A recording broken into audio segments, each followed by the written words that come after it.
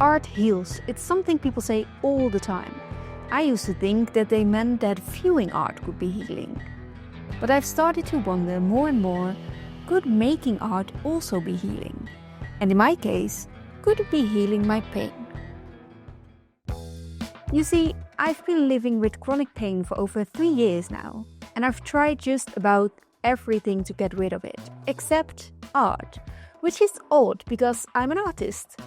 That led me to the question, can I heal my pain through art?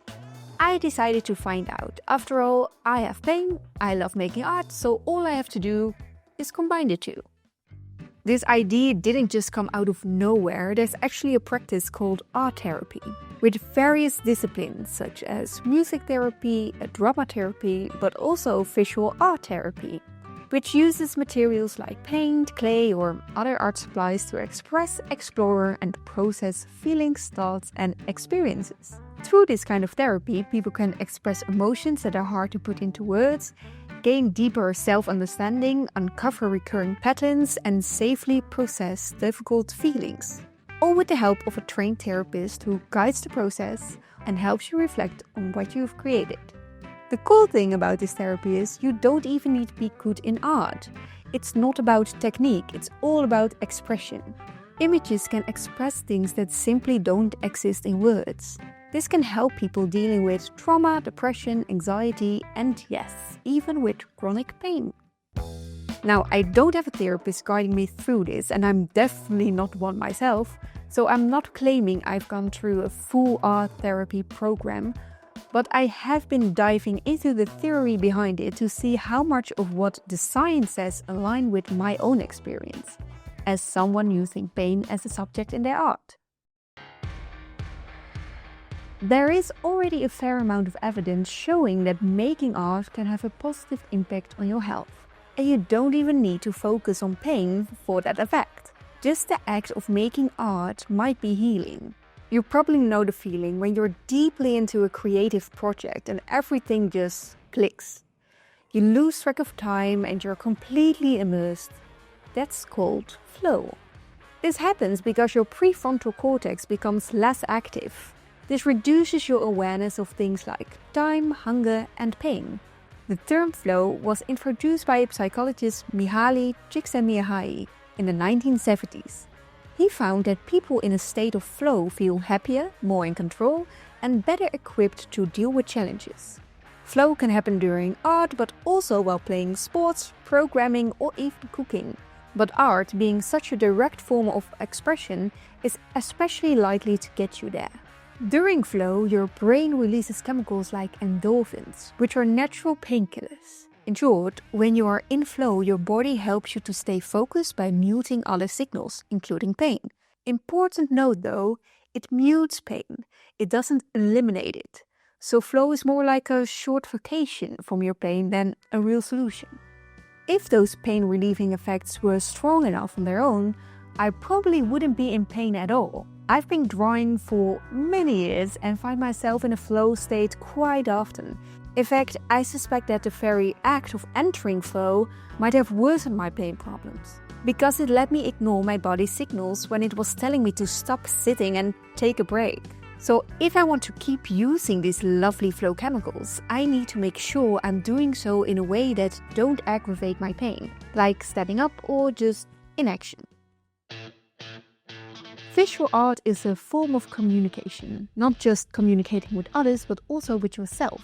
Through images, you can express things that are hard to say in words. These images can offer insight, helping you better understand yourself, notice patterns, and bring the subconscious to light. And I started noticing that right away when I began sketching. I am someone who sketches daily. It's a part of a personal drawing challenge I use to stay creative and reflect on new project ideas. That's how I'm making sure I'm in a maker mindset. My sketches are messy and overlapping, quick ideas I might one day develop further. But as I started sketching with the intention of making art about my pain, I noticed something strange.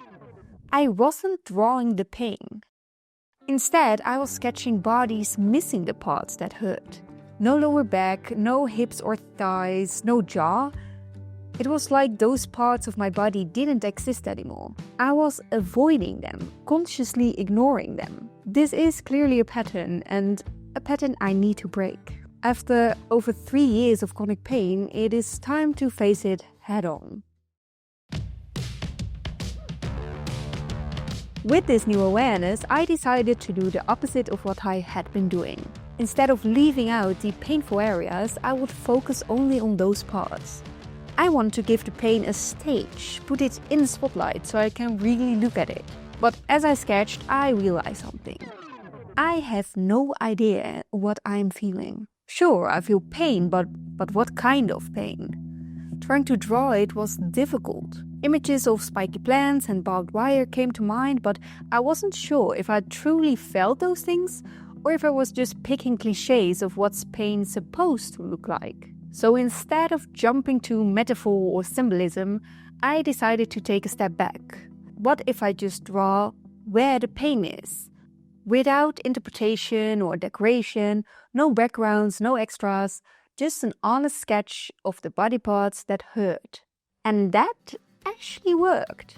By acknowledging these areas, I was training my brain to build a clearer mental map of my body. That simple act of observation sparked a kind of renewed curiosity. I was getting to know my body. And guess what?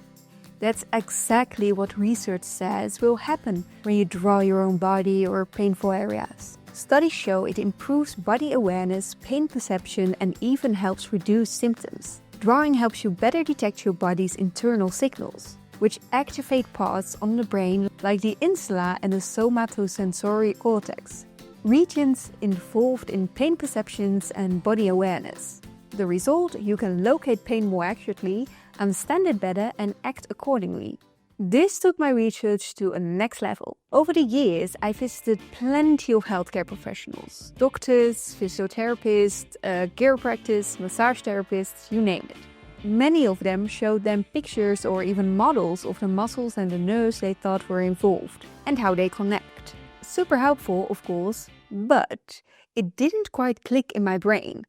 Apparently, just seeing those images or models wasn't enough for my brain to make the connection to my own body. So I started sketching muscles. By actively seeking out muscle groups, studying them, and drawing them, I was finally connecting the dots between all the information the professionals had given me and my body. And it worked. I could finally feel the connection they had described. I could localize the pain much more clearly and even identify what might be causing it. With that understanding, I was able to choose more effective stretches and massage techniques.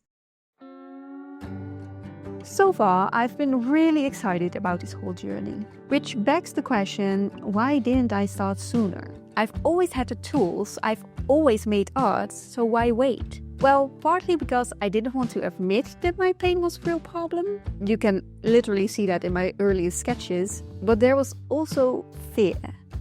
I worried that paying too much attention to my pain would make it worse. That focusing on it would create a stronger neural pain connection. That it would become part of my identity and that I would become someone who is their pain. But now that I have started making art about it, the opposite has happened, which brings me to the conclusion. After 4 months of art making, it's time to reflect. The question I set out to answer was, can I heal my pain through art? So am I pain-free? The short answer, no. No, I cannot say that I'm pain-free. And honestly, some weeks had been really tough, and I'm pretty far away from having a pain-free body. But I have experienced my pain in a completely different way. Through visualizing, I have built a bridge between my mind and my body. I can pinpoint the pain better, describe it better. It no longer feels vague or overwhelming, but clear and defined. Instead of avoiding my body, I'm finally looking at it. Instead of the pain feeling widespread and consuming, it now feels much more localized. And as a result, it seems to take up less space. As I get better at pinpointing the exact areas of pain, I'm also able to anticipate and respond more effectively. That alone had changed everything. Bad days no longer look like this, frozen and full on in denial. They look more like this, in movement, in action, with curiosity. I think that's a huge step in the right direction. And I'm noticing something new. The pain isn't the same every day. It shifts, it moves. Which means I've also started noticing when it's not there.